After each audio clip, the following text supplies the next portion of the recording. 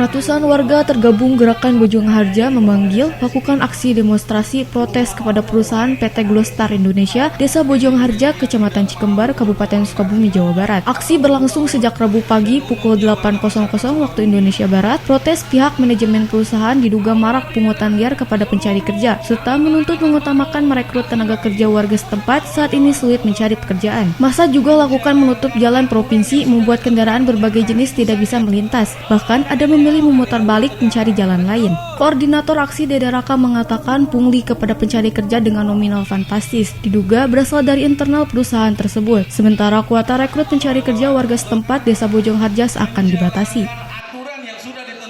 Sehingga warga masyarakat Bojong Harja khususnya berusaha untuk berjuang untuk mendobrak kezoliman ini, berusaha untuk menghilangkan oknum-oknum yang diduga melakukan tindakan pungli dari pihak GSI.